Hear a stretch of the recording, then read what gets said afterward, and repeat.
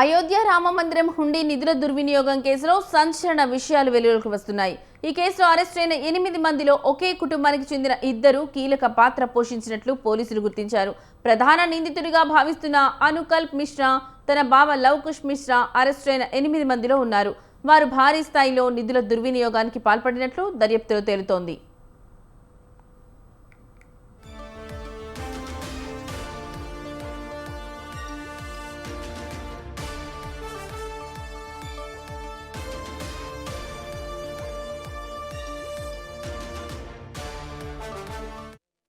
అయోధ్య రామమందిరం హుండీ నగదు విలువైన కానుకల దుర్వినియోగం కేసులో ప్రధాన నిందితుడిగా అనుకల్ప్ మిశ్రాపై పోలీసులు అనుమానం వ్యక్తం చేస్తున్నారు.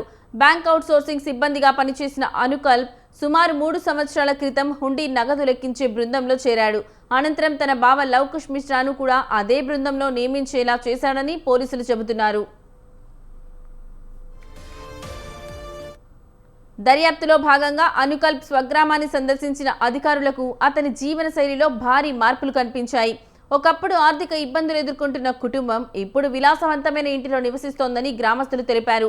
ఇటీవల గ్రామ శివారులో ఫామ్ హౌస్ నిర్మించడమే కాకుండా గతేడాది అయోధ్యలో సుమారు 65 లక్షల విలువైన ఇల్లు కొనుగోలు చేసినట్లు సమాచారం.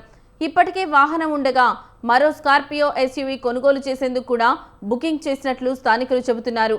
తమ 2 కుటుంబాల మధ్య కొంతకాలంగా విభేదాలు ఉన్నాయని అనుకల్ప్ మిశ్రా ఇంటి పక్కనే నివసిస్తున్న ఓ బంధువు వెల్లడించారు. అనుకల్ప్ కుటుంబ ఆర్థిక పరిస్థితిలో ఇటీవల అనూహ్యమైన మార్పు వచ్చిందని స్థానికులు తెలిపారు. కొద్ది కాలం క్రితం వరకు ఆ కుటుంబం తీవ్ర ఆర్థిక ఇబ్బందులు ఎదుర్కొనేదని, కానీ ఇప్పుడు వారికి ఏ లోటు లేదని చెప్పారు. అంతేకాకుండా గ్రామస్తుల్లో చాలా మంది అనుకల్ప్ను మంచి వ్యక్తిగా చెప్పడానికి కూడా ఇష్టపడలేదని తెలిపారు.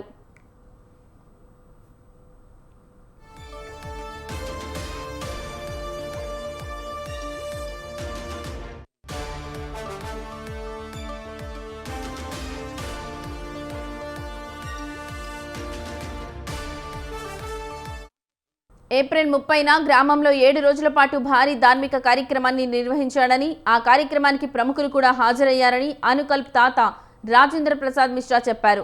అయితే ఆ కార్యక్రమానికి నిధులు ఎక్కడి నుంచి వచ్చాయన్న అంశంపై ఇప్పుడు ప్రశ్నలు తలెత్తుతున్నాయి. ఇక లవకుష్ మిశ్రా కూడా ఇటీవల ₹1,00,000 పైగా విలువ చేసే కొత్త మోటార్ సైకిల్ కొనుగోలు చేసినట్లు స్థానికులు తెలిపారు. కేసులో అరెస్ట్ అయిన 8 మంది ఆస్తులు, వారి ఆర్థిక లావాదేవీలపై పోలీసులు లోతుగా విచారణ చేస్తున్నారు. హుండీ నిధులు ఎలా మళ్లించబడ్డాయి, ఆ డబ్బు ఎక్కడ పెట్టుబడిగా మారింది అనే కోణాల్లో మనీ ట్రయల్ను గుర్తించేందుకు దర్యాప్తు కొనసాగుతోంది.